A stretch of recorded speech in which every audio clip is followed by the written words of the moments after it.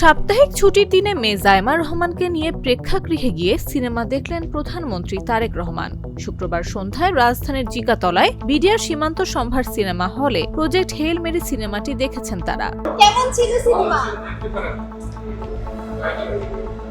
এরপর থেকে অনেকেরই জানার আগ্রহ তৈরি হয়েছে কি আছে প্রজেক্ট হেল মেরি সিনেমায়, কি ধরনের গল্পে নির্মিত এই সিনেমা।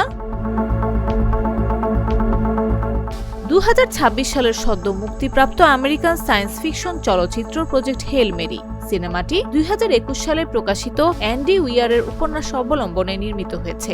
ফিলিপ অ্যান্ডারসন লর্ড এবং ক্রিস্টোফার রবার্ট মিলারের যৌথ প্রযোজনা ও পরিচালনায় নির্মিত এই সিনেমা 20 মার্চ প্রেক্ষাগৃহে মুক্তি পায়। সায়েন্স ফিকশন ধর্মী এই সিনেমার গল্প এগোয় রাইল্যান্ড গ্রেস নামের এক ব্যক্তিকে কেন্দ্র করে। মূলত রাইল্যান্ড গ্রেস একজন অসুস্থ রোগী, যিনি হঠাৎ কোমা থেকে জেগে ওঠেন এবং দেখেন তিনি একটি আন্তঃনাক্ষত্রিক মহাকাশযানে রয়েছেন। তবে সেখানে কিভাবে তিনি পৌঁছালেন সে সম্পর্কে কোনো ধারণা বা স্মৃতি তার মনে নেই।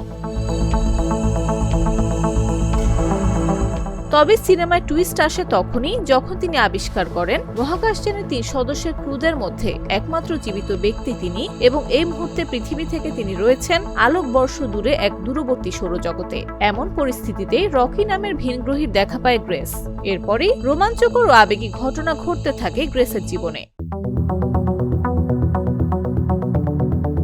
সিনেমায় কেন্দ্রীয় চরিত্রে অভিনয় করেছেন হলিউড অভিনেতা রায়ান গসলিং। এছাড়াও গুরুত্বপূর্ণ চরিত্রে অভিনয় করেছেন সানরা হুলার, জেমস অর্টিস এবং লায়নেল বয়েস। বৈজ্ঞানিক কল্পকাহিনী নির্ভর এই সিনেমা বিশ্বে 2026 সালের দ্বিতীয় সর্বোচ্চ আয়কারী চলচ্চিত্র। নিউজ ডেস্ক, জাগো নিউজ।